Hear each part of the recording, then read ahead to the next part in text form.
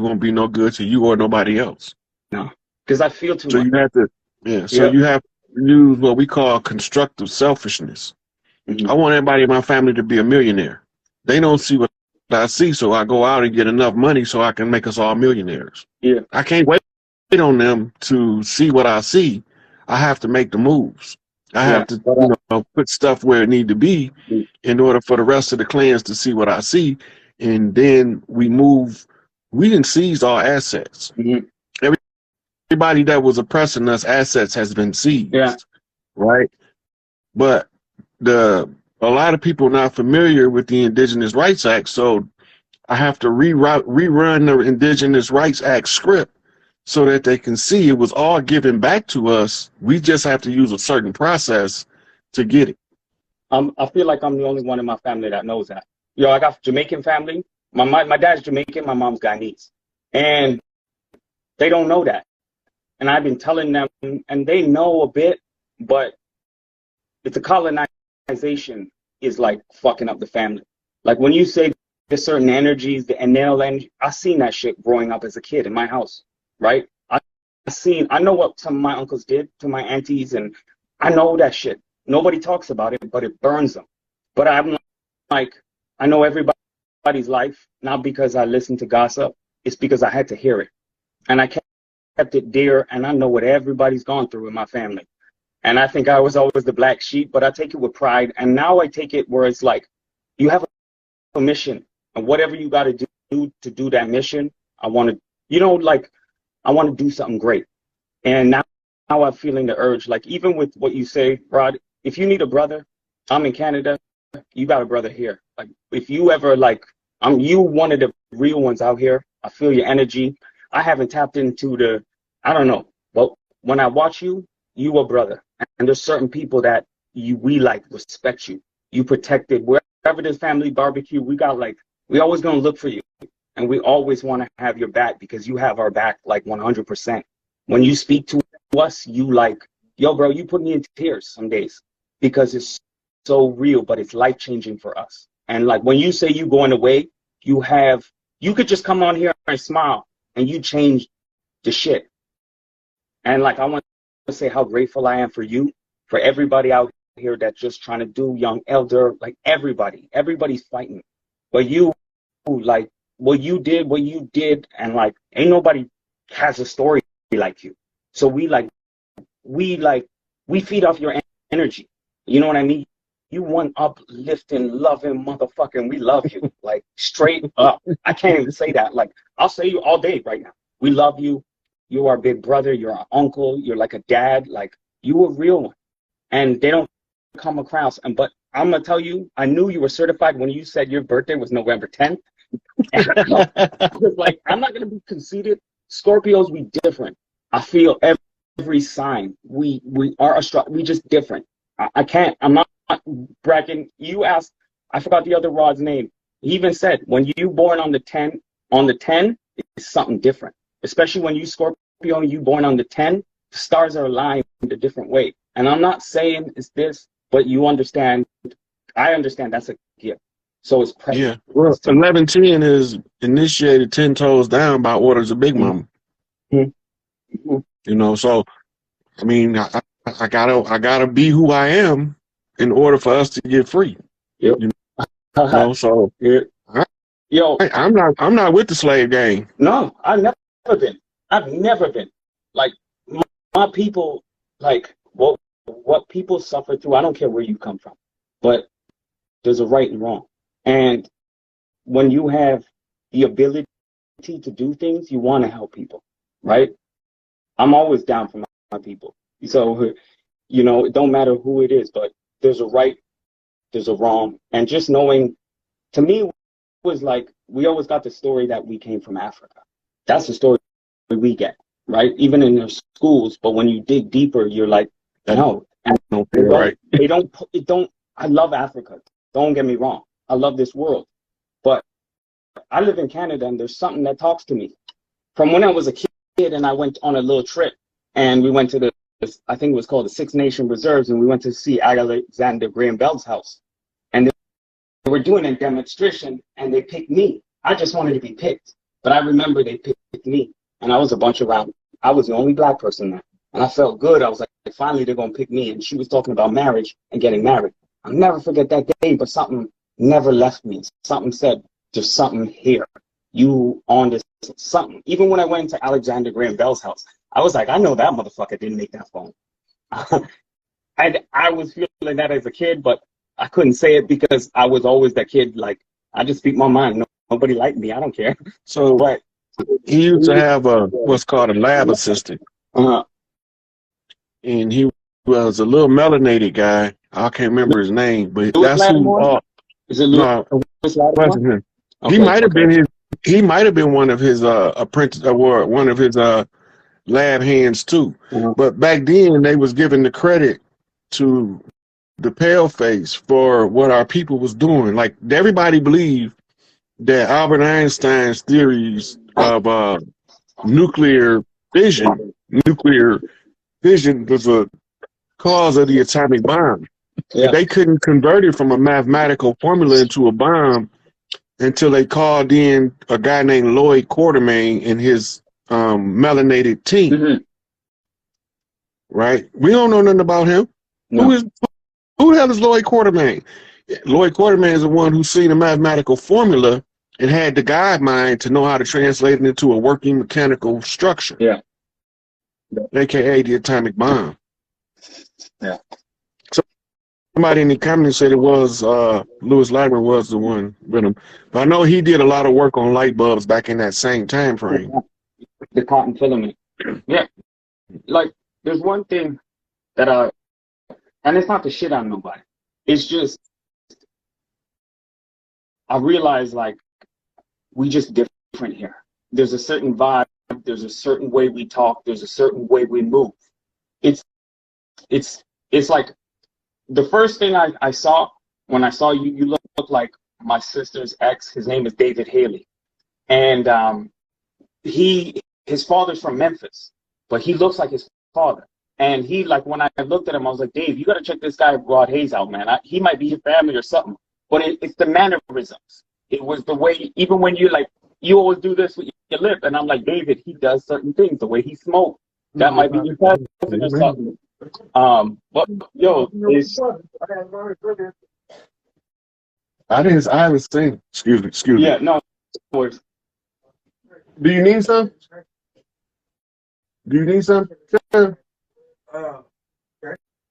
Just come back right over there.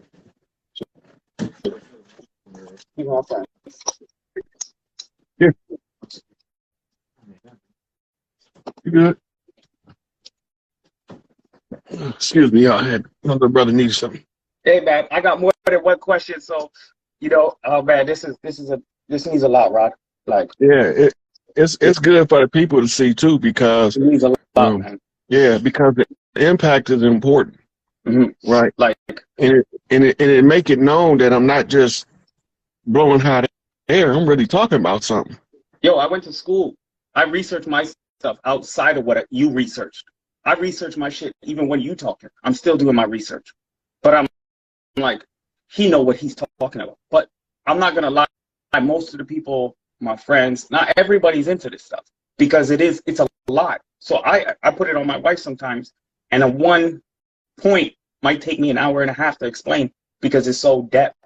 So it is probably taking months to explain who them dirty Moors are, or what happened, or who Jewish people are, or what this word means, or what Hebrew, and unlearning some of the things that we learned in our own.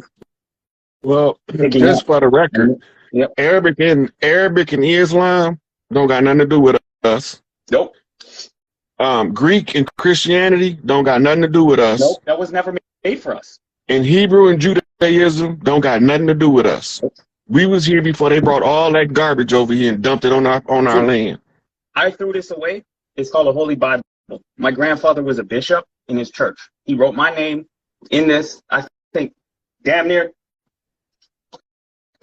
like 92, May the 3rd. That's when he wrote it in there. And it's crazy, like, I never read the Bible. I wasn't into it. I didn't feel it. I didn't disrespect anybody. I just wasn't my thing. But I threw it away, and I just put it in the garage, and I was like, yo, man, I'm done with it. But I was like, no, man, there's some codes in here, or there's something I can use. And like, I use whatever now. And I'm really trying to tap in. So I sit with myself. I have my own rituals to tap in, to find, That's to communicate. the first contract they brought over here was the Bible. You know? See, but we didn't know how to read the contract. Yeah. And we believed the Bible was used as a religious book, but it was used to keep the contract in everybody's mind while the conjure was working. Mm-hmm. And the Bible teaches us how to use a binding spell on ourselves to keep us restricted from ever reaching any forms of greatness. It totally does. Like, I see it because there's a block on you. Because when you believe something without not even having fact, but when you believe something is like, it almost has a fear, a constant collapse fear, and a certain mind, and especially when you don't really read it yourself, or somebody's dictating it to you, and you're not divulging and learning. It puts a sense of constrictive fear on the mind and how far you can think in your own possibilities. And even the fact of praying to something and never seeing a result. It is crippling to somebody because they don't teach us the science. Prayer is a half of an equation. You know, yeah. Right? It's a two-way channel, but if you're only using it one way, you can't use it effectively. Like, and even my family, they talked about voodoo and stuff, and I was like, wait, so even when I look now, I was like, man, that shit got us out of some trouble, whatever we needed. And I was like, but this is life. This is a tool that we use as humans. It's not wrong. It's not right. We are amazing creatures that can touch into a spirit, get into different realms, different dimensions. Why wouldn't I want to access that to better myself and higher myself and get back to what I need to be? That should be the greatest goal for myself. And they don't teach that in the church. That hurts me. And that hurt me because, my family that came from that. Like, hardcore. My dad, like. You got to keep in mind, I was in church with my mama more than anybody else. Mm. Right? She kept us in the church when we was little. Yeah. Right? And she used to always tell, I used to always be like, why they lying up there all the time? I knew they was lying to us when I was a baby. Yeah. Well, my mama pinched the shit out of me in church for calling the preacher loud while he was telling us the Jesus story. This is a true story. I'm not making it up. So she ringed my arm, but when I got home, she said, baby, you can't say that in the open. Yeah. She said, we was at church, but we don't know who was at the church with us. Yeah. And there's some people that'll hear you say that, they will come looking for us. Yeah. So I stopped saying stuff, blurting stuff out in church. Yeah. Because it made perfect sense with what she was saying, but it wasn't 2 years later that when I realized school was a farce. Yeah. I was in the 5th grade. Mm-hmm. Right? That was when we was moving from Grand Rapids, Michigan back to Pontiac again. I was done. Yeah. I failed the 6th grade. Not because I was dumb, but I was done participating in them shenanigans. Yeah. Yeah. I seen it for what it was as a child. Yeah. But nobody don't listen to the children. No, they don't. The children can tell you that school is a farce. Yep. They tell us all the time, but we be like, just shut up, take your ass to school, go learn something. They ain't teaching us nothing. I had a teacher, I called him out, he was racist. We lived in Scarborough, so I grew up multicultural, but there was a lot of Chinese and Filipino. Then I moved and we went to Pickering. Like, we moved a lot, right? I love my dad, I love my mom, but my dad was never a real man to my mom and my family, right? For whatever reason, but that turned me into who I needed to be. So I understand that, and I do my thing, right? But my dad taught me certain things. But when I went to Catholic school, it would just, like, I went to school, I was one of the only black kids in the school. The teacher literally had me sitting, turned into a corner because I was disruptive. Oh, I had ADHD, I had this, but I challenged him. And the religion stuff, I challenged him. From what I knew and what I felt, I used to just say what I felt.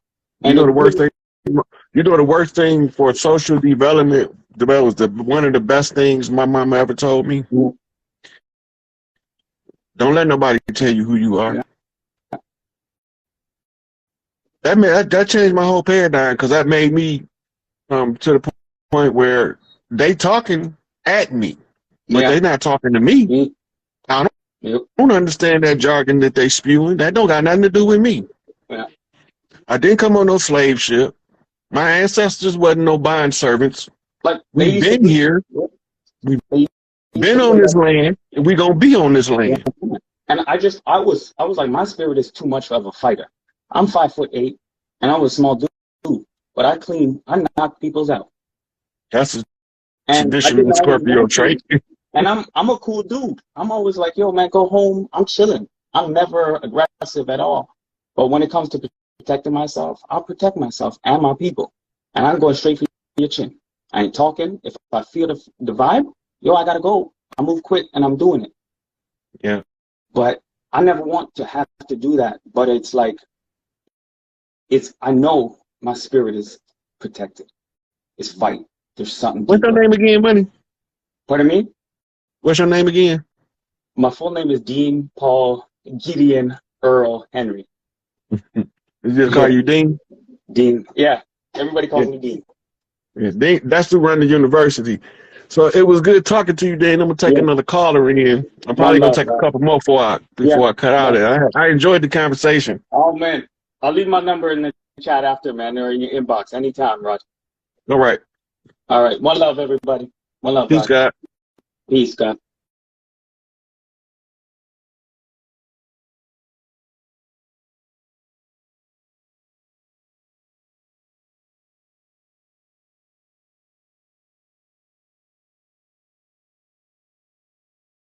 Family member that you in the same city with, and you ain't even never had an opportunity to spend no time with. Now you talking about what's that term? Singularity, convergence.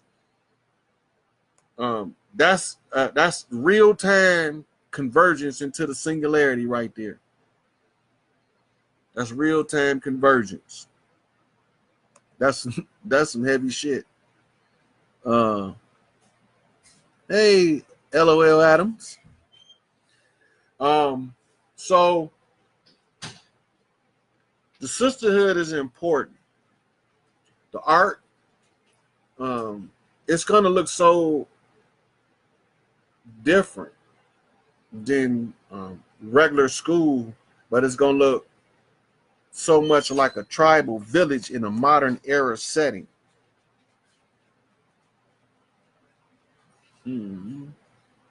Yeah, I'd like to see y'all meet in person. This is making me all motherfucking mushy and shit. I don't even get mushy.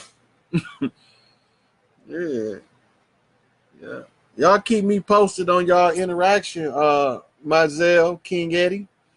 I'd like to see how that turned out. Y'all got to run across some family members on a video. Yeah, just pull that's gangster. This is what it's all about.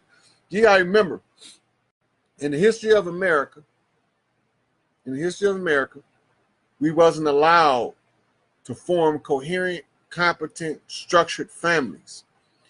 All of our families had to be fragmented, broken, or dysfunctional in order to be left alone.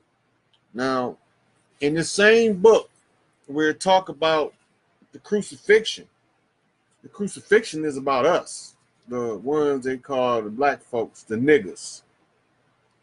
And you go in there, you realize that after the crucifixion, after they crucified us, they said they divided up the royal garments. Now, we all know they call the family, the fabric of the family. What is a fabric? It's cloth, right? Now watch what they do to it. They took the fabric, divided it up, and sold it from the auction block. What they do to the ones they said were slaves in colonial America. The POWs were sold. They told you they were sold from plantation to plantation, which is not true. They were sold from warden of POW camp to warden of POW camp. There was 13 prison colonies established in America. Australia was established as a penal colony, a prisoners' colony. In America, the prisoners were dying off, and the natives felt death in the air from the mass death on these colonies, so they had to do something according to divine law.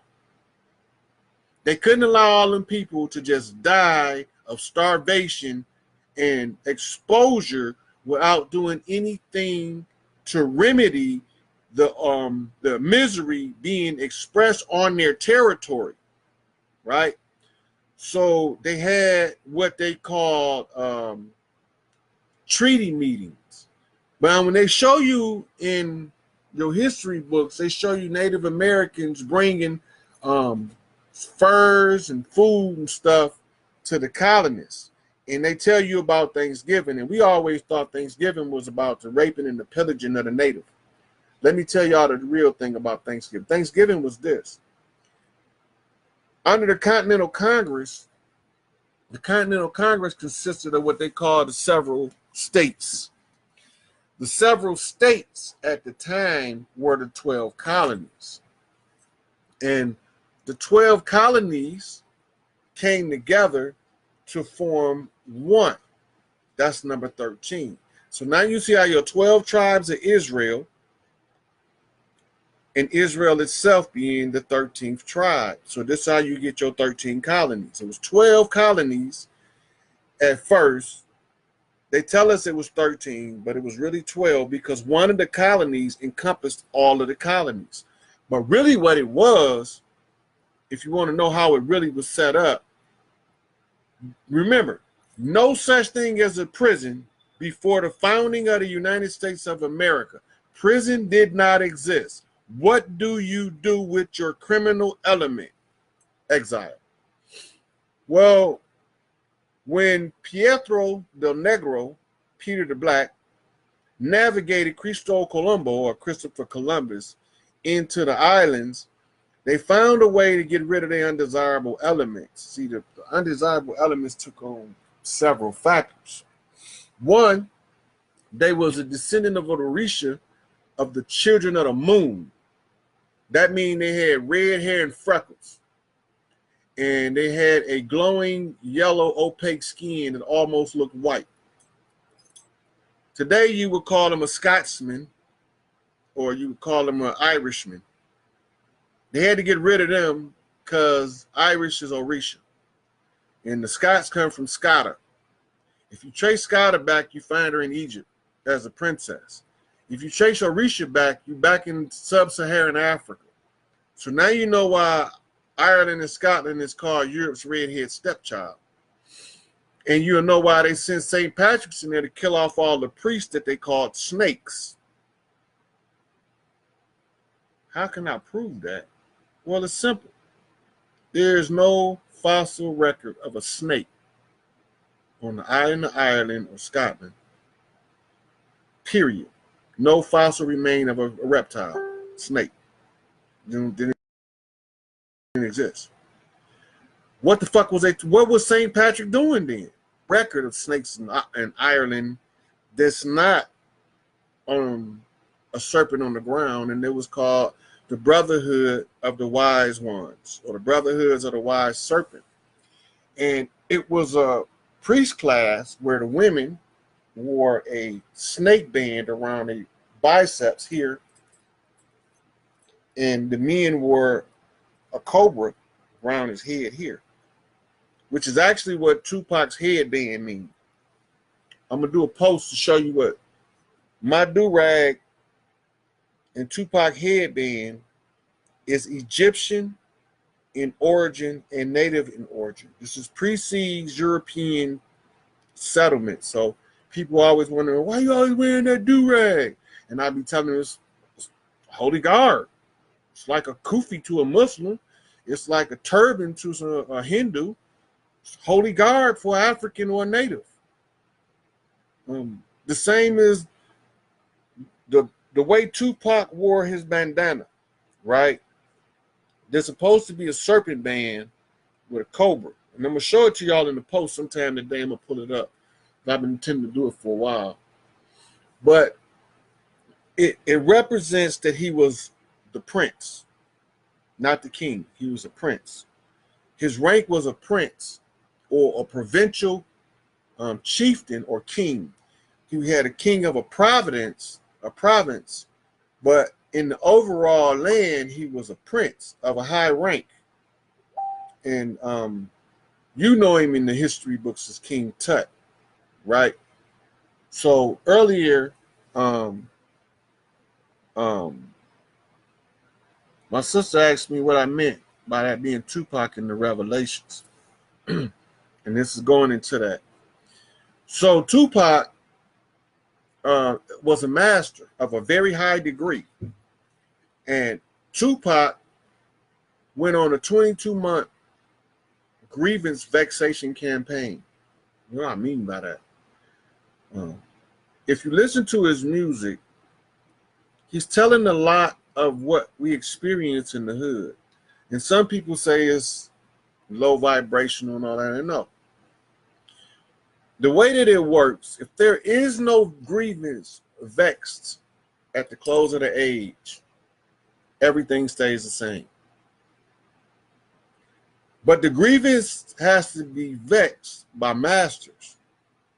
The masters have to live the condition of the people in order to communicate to the final master what the problem is, where the problem is, who's the one suffering from the problem, and what do we do to correct it.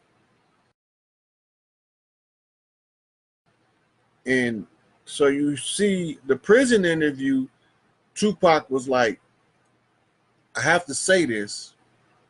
Y'all need to know I'm doing everything I'm supposed to do, but if I'm not successful, this next dude, he ain't gonna have no mercy. This next dude, he ain't gonna be playing. Go back to the prison interview and watch what I'm talking about. Now, Ed Gordon, he said, look, let's not be selfish. This Tupac talking. Let's not be selfish. I'm not saying I'm the one gonna change the world. I might not change the world, but I guarantee you, I spark the brain that will change the world. In order for him to be that confident, he have to know something.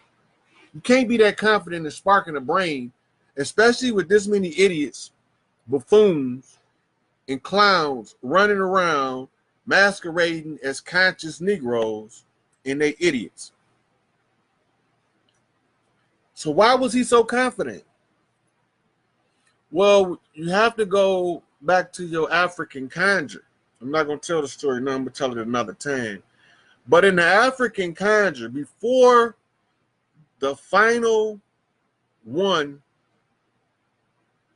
comes, his little brother had to always come what they call open the way. They call him the opener of the way. So when you seen Tupac, he was the opener of the way. And there, when you go to Revelations, it talks about one of the priests of the Lord being sent into a place where he encountered what they call the prophet of Balaam. Now, in there it say that the angel of the Lord blocked the way from the ass and the prophet. Y'all remember that in the Bible, right? Now, when you go back to the story, it said that the prophet came riding in on an ass, a donkey, a mule. So the prophet, Farrakhan, hit center stage of prominence under the Democratic Party, the mule, the ass, on the campaign for Jesse Jackson. But he said there, the prophet of Balaam encountered an angel of the Lord who stood before the ass and the prophet. The prophet didn't see him at first. The ass saw him first. Jesse Jackson. Now, Tupac performed at Jesse Jackson's presidential announcement when he was running for president in 1983, and he performed Raising in the Sun, right where he met Farrakhan at. And Farrakhan didn't recognize who Tupac was at first, because remember, the ass, Jesse Jackson, knew who the fuck he was, but Farrakhan didn't know who he was at first, right? Watch what happened. The angel of the Lord, Tupac, began to scold the ass and began to tell the prophet certain things, right? So now, this is Tupac. Now, there's one part of the prophecy I'm going to mention, then I'm going to wrap it up after this, because this is almost the second hour, and I'm only supposed to get like 15 minutes on this one. But my sisters got me kind of pumped up, and I couldn't stop. Oh, there go my Israel Tabera. I see you, girl. I've been waiting on you.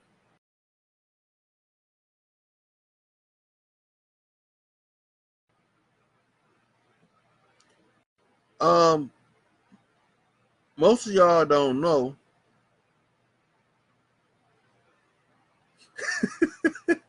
Might tell you something else. Every time you put on a bandana, you feel invincible.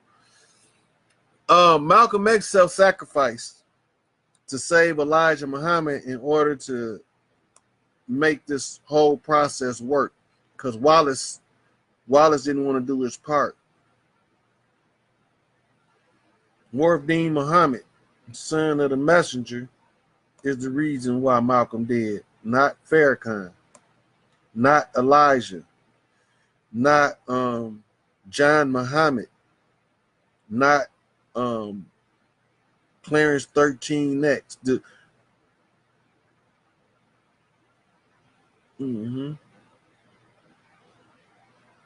Whoa, I love seeing these brothers finding their family on here. That's some heartfelt stuff right there.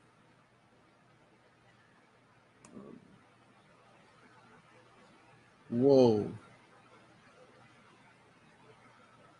Wow.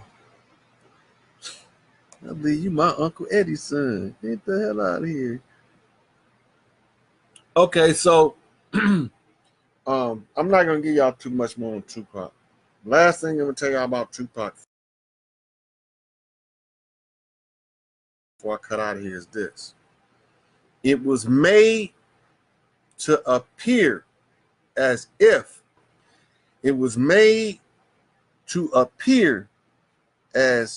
he had been slain, but he had not. It only appears as such. That's how it was written when I read it. So Tupac went on a 22-month grievance vexation, but it takes 22 years of manifestation for that master to reach the next master, because each master has to be raised to a certain level before the next or the last master can pass the baton. Yeah, India, they always doing that to me. But I want you, and I want Israel Tabera to listen to this video, because I talked about how the sisters got to start meeting and knowing what their roles and responsibilities gonna be. And anybody that won't free gonna have to be in it, because it's only one way to get us free, and that's flip this fucking grid. All of this stuff that I tell y'all, if y'all need a reference, just let me know. Yeah, Mazel. So you will look on my post and you'll see the mirror effect. You'll see Tupac doing this, and you'll see a gorilla doing this. In between them, you'll see that I'm telling you about a mirror. It's a reason. Ain't not a single post on my page haphazard. You can go back to the very first post I made ever on Facebook, and you will not find me just talking about I was eating an ice cream cone at the mall and it's Saturday. You're not going to find none of them. Only thing you'll find is a whole bunch of blank spots where I didn't say nothing. Boom, I hit you with a seed. Then as you start getting closer to now, you're going to see the intensity of the post pick up. Not only is the intensity, but the depth of content is also going to pick up. And not only that, it's going to start identifying nouns, people, places, and things at the end times. What they did, when they did it, how they did it. All this got to come out. It's all got to be revealed, and all of the imposters got to be exposed. So y'all can sit here. Fuck no, he ain't in Cuba. He in South Central. He in LA. He at home. Y'all ain't see him at. Look, I'm gonna give you a bone.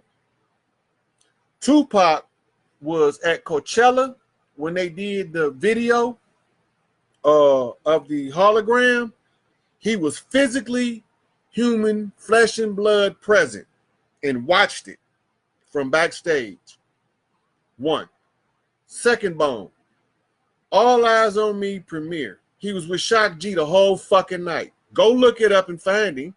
Right before your very eyes, you won't even realize you can't see me. He there. Tupac been dropping motherfucking Facebook videos talking like I am now, and y'all didn't even know it was him. Y'all thought it was a white boy. So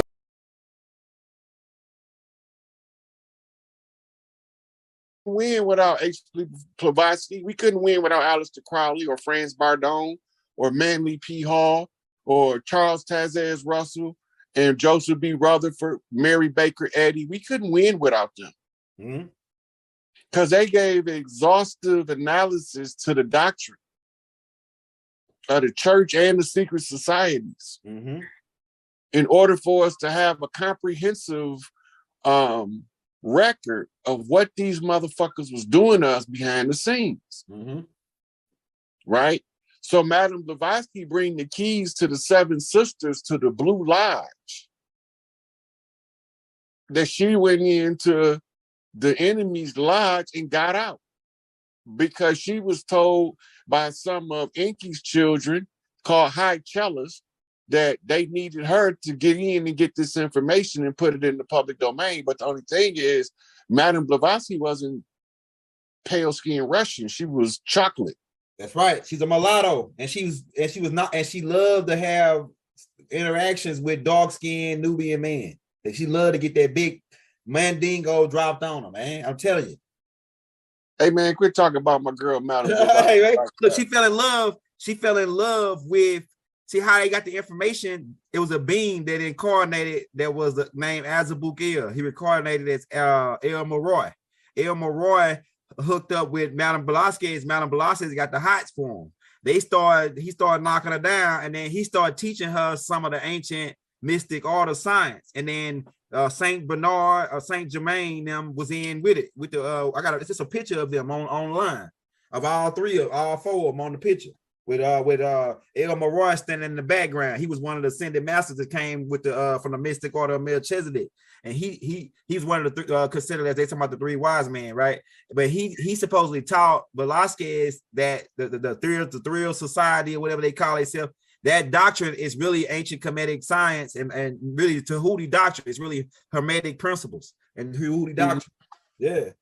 Right. So a lot of the reference she gave, like the Book of Zion and different stuff, Western scholars didn't accept them because they was ancient scrolls from India. Yeah. This is where Enki stored all of the earth records at. Okay, I'm with you. Enki's priests became known as Shaolin priests over time in China, and they became known as Buddhist monks over in India. Okay. Right. And a lot of his spiritual teachings come passed off as the incarnation of Siddhartha, right? And but there's really another incarnation of Enki. And Enki was, if you really examine what's taking place, he's trying to study that when the Anunnaki leave, right? This is what the Buddha really doing when they talk about he's seeking enlightenment. Okay. You take on the human form to find out the extremes of the human body. The Anunnaki put on the suit of Siddhartha, and he lived the life of a prince in luxury. He decided that the luxury has to be tempered by something, or it spoils the benevolent nature of the being by creating a certain errant character. So he goes out into the community to live in poverty among the paupers of the land. This is the extreme polar opposite. Now, if he can assimilate into the pauper lifestyle after coming from such luxury, this is total application of willpower and discipline. Right? So the first lesson of the Buddha is it takes great discipline to become an enlightened individual, a Buddha. Great discipline is the first one. The second one is you have to utilize your own willpower to overcome the conditions that the external life put in front of you in order to get the life that you want the external life to present you with. Right? So then he goes through these extremes, these meditating, and he understands something about the mind. The mind is psychomal, it's erratic. If you don't learn to control the mind, then you won't be able to control your lower base nature as an animal, and you can't live as a divinity amongst animals as opposed to an animal amongst divinities. So control of the mind, that means be mindful of what you think, because what you think becomes your reality. Right? So then the Buddha begins to practice different forms of yoga to learn the extremes of the body. And what do we discover? What? We discover the body is very malleable and adaptable. The earlier you train it, the easier it adapts. And the older the body gets, the more difficult it is to adapt to new ways of being. But the body can still adapt. It will just take a longer period of adaptation. So now he's telling us the extremes that the body can go based on the conditions that come with developing over time. Right? So at any point in your life that you apply your will, which was the second thing, it's going to still require you to use the discipline, which is the first thing, in order to train your body to be the body of the life you want to live, which training the body is the physical exertion required to radiate the necessary energy to attract to you those things that the person in the body that you're building is supposed to have. Because this is the great work again, the building of the temple of man. The temple of Solomon is the temple of man. The soul goes in the man, and the man has to train the body to facilitate the soul by purifying the ego. Shadow work. The shadow work comes with the effort required to utilize your willpower, your ability to use willpower over the desires of the body and the needs of the body in order to transcend them things in which you can become one with the universe, in which all those things become good when you use them. So you really utilizing this blueprint. So this was a method of research or research records of Enki as an incarnation of the Buddha in order for him to learn the best ways to teach the difficult to teach, right? And how to optimize this machine called the human avatar. So by studying what the Buddha is teaching, you're really reading his research notes on how to be the best version of yourself possible. Well, over time in priesthoods and different incarnations of Buddha, you get a huge catalog of different aspects of life, and these are kept codified as a series of sutras. The sex guide is the Kama Sutra. The memory of the war and the recount of the war is the Vamana Sutra. Then you have the ISO Sutra. And the list goes on and on. But these are from different individuals giving you their research notes, not for you to strictly follow them, but for you to have an understanding of what you're dealing with so you can create your own path.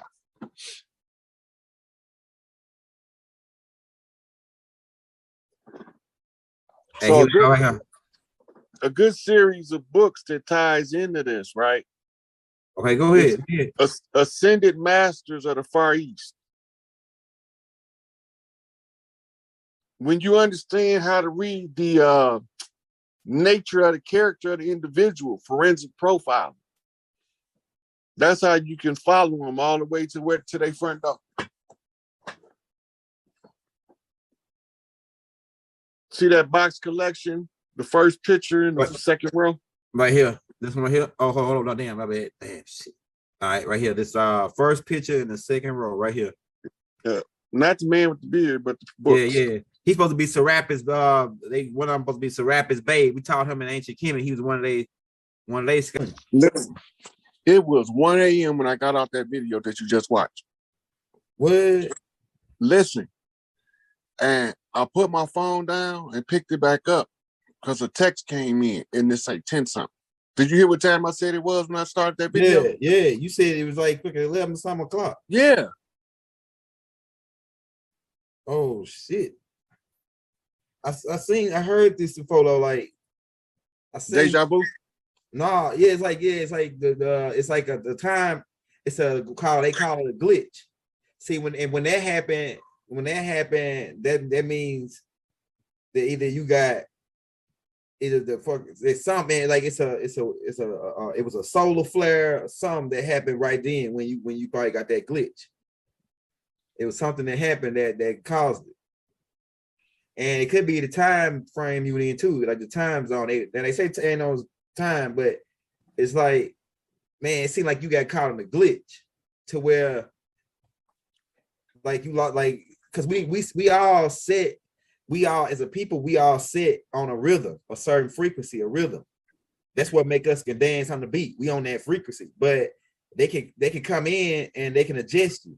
It's a group called the Adjustment Bureau. They put a movie out about it where they come in and adjust. I remember that movie.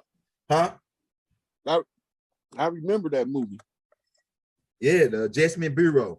The niggas come in and they rearrange your time. Like, so you would think that, damn, what just happened? You would be once you figure out what's happening, they done had you, and they then came in and did some shit, and then but it's something they messed up some. That's how you recognize. You weren't supposed to recognize that.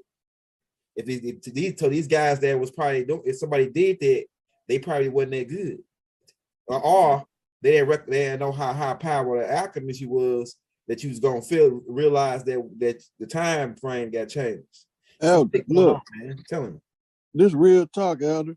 Yeah. Anybody think I'm making this up can go back and watch that video that he just watched. I'm really fucked up in that video about where them 5 hours went. Yeah, I'm telling you, man, it's crazy. Look, I'm having conversations with people about this missing block of time, and I get off the video at 1 something in the morning. Man, that's crazy, bro. The Adjustment Bureau, these niggas right here, man.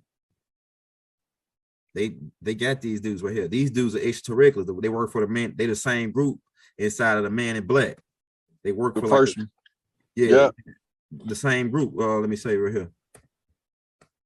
That's why they dress though, but you can't. They got these things called invisible belts.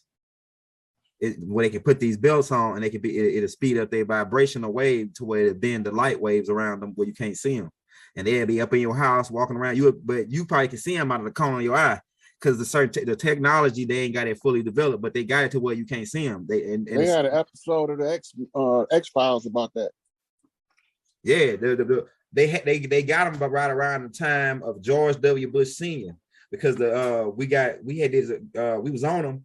and there was a dude out there when George W. Bush was out there fishing on a boat, and another dude was a Secret Service was standing next to him, and he was fishing, but he was invisible. All you saw is the rod. And that's when they came out and said, oh, well, yeah, we got developed this new technology that they had got from the Philadelphia experiment. See, the Philadelphia experiment, they accidentally discovered invisibility. They was trying to start doing the stealth, right? And I think it was in 1943 or somewhere around that, the Philadelphia experiment. They were trying to pull it up. Huh? Yeah. Pull it up. Yeah. They was trying to develop that stealth technology. Okay, I'm gonna say, make sure I say this picture. Then I'm gonna go to pull it up. The invisibility belts. Hold on, let me show you. Philadelphia experiment. They made several movies over the years about it. Yeah, that's where they got the technology from. Nikola Tesla. All right, right here. Yeah, they used his Tesla coils, and they used the Edison's apprentice design, but they didn't have the frequency right. One of the side effects is that it cast one of the dudes into the future, into 1983. Exactly. The other side effect is the people that stayed on the ship was part of the ship now. They was welded inside. They was fused to the ship. I'm showing it right now. I'm gonna pull it up. Hold on, let me I say it right here. Boom. All right, let me pull this joint up right here. Not the I want to get the real Philadelphia experiment. You know it's still a portal there, right? Yeah, right there. And that portal opened up every 10 years. And you know that they built a brick structure around where the portal comes so people won't get caught in it. What? I didn't know that part. Mm-hmm. Oh, let me blow this up, because this right here, what you saying, it ties into the vortex getting ready to open up next year. See, look, this is some shit. Man, this right here, hey, Rob, I'm telling you, man, this right here, some stuff right here. Hold on, let me pull it up. All right, so yeah, so what they were doing, okay, let's pull it up. They was trying to develop stealth technology, which they already had. Bob will talk about that in this tape I just put out called the Rainbow Project, right? But it's really the original name of the tape was I Came to Right the Wrong, but I just renamed it because he talk about the Rainbow Project in there, and then it'll be catchy just how it is now, so what people can get to what he's saying. But these beings, they were trying to develop stealth technology, which they already had, but they were trying to make it more better, and they accidentally discovered time travel and invisibility. It really was they really discovered time travel really right then. It's all was in one thing with Albert Einstein and all them working on it. And what it did is through the dude Albert Blank, I think his name was Admiral Albert Blank, threw him into 2070 or something. And like he was in 4 or 5 different time zones before they was able to get him back to this time zone. He explained it. So that's like the same thing that's happening to you. And then too, on top of that, after that, years later, when they got this information down, secretly they set up another technology down in Area 51, the S4 in Utah, where they start working on this technology and making it smaller. And they eventually got it to like a belt buckle size where they could put it on as a belt, and they could walk around. They'd be right there with the president, and you won't even see them. There'll be Secret Service agents, 3 and 4 of them had a belt on, and then 3, 4 won't. They'll be visible. And then so you will be thinking that you don't even see them. They pull out their gun and shoot you from invisibility. You'll see their gun once they pull it out. The way you can see their gun once they pull it out. Once they get it from their body, because the way the technology works, it's got like a little malfunction. I don't know if they developed it better, but I know during the time of George W. Bush Sr. is when they rolled them out, when the Secret Service rolled them out. You never heard of a show come on National Geographic called Future Tech? No, I'm gonna check that out. Well, they got an episode that's Weapons of the Future. One of them was the tank fitted with fiber optics to bend the light around the tank. Right. It was first used in civilian use on the west coast of the United States in a raid. Yeah, what? In a drug raid. Invisible tank. Yeah, the ones fitted with. All you gotta do is if I can find it. I already know they got. I know they got unmanned. I already know, man. When they show you something, they 40 or 50 years ahead. Bob already told us. When they show you something on TV, they got all that stuff they be showing on Avengers and all that. Them flying they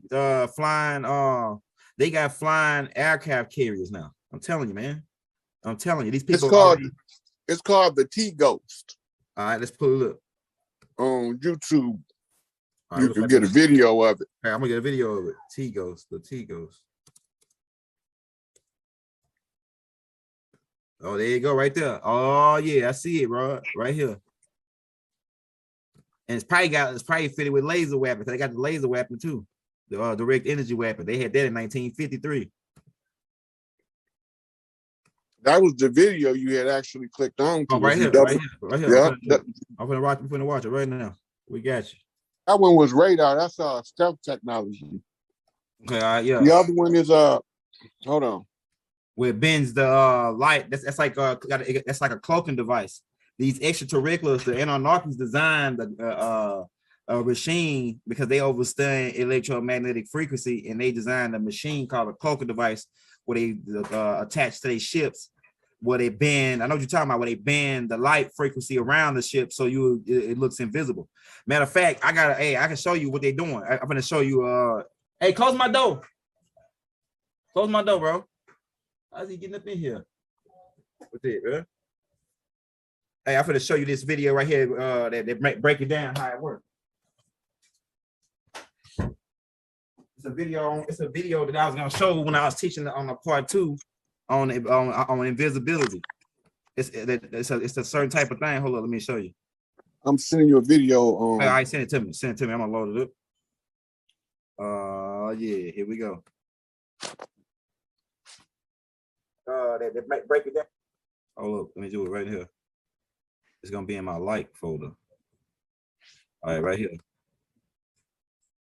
All right.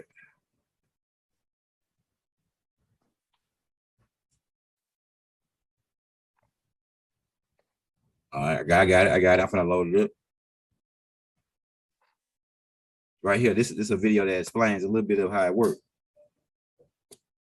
Now I'm gonna load your video right now. I'm sending it to my thing so I can get it. Mm-hmm. Due to the confidential nature of this technology, information is revealed in a controlled fashion. He ain't telling us everything he knows. He ain't telling you everything it is to know. He only telling you what's accessible to the public. Yeah. Now, if this is what's accessible to the public, imagine what's not. Exactly, bro. What they got. I believe them motherfuckers got invisible robots already.